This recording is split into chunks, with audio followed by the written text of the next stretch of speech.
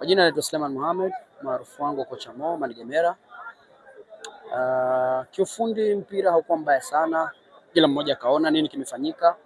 Tumejaribu kushambulia kwa kucheza, sio kwa counter attack. Tumecheza vizuri.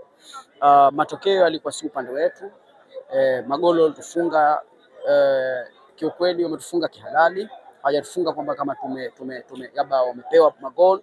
Sema tu muamuzi ndani, sitaki kumzungumzia, lakini muamuzi ndani hakuwa sahihi kwenye kutathmini takriban sheria 17 za mpira. Alikuwa na bezi upande mmoja, lakini awali ya yote naweza nikasema nawapongeza polisi kwa mchezo mzuri ambao wametuonyesha, na sisi pia tunashukuru kwamba kwa matokeo haya ambayo sisi tumeyapata. Of course kila mmoja anausoma mchezo wa mwenziwe. Hatujawahi kuwaona polisi sisi, ndio kwanza tunaona leo, na tulikuwa tuko Pemba takriban ya mechi 5.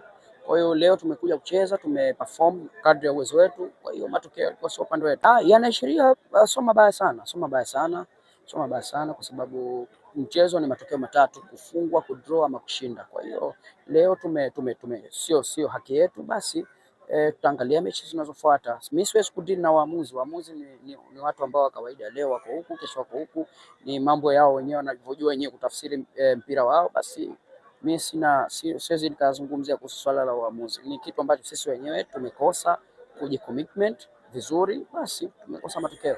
Hakijaathiri kwa sababu kila mmoja mpira mtu kaona, tumecheza kadri ya uwezo wetu.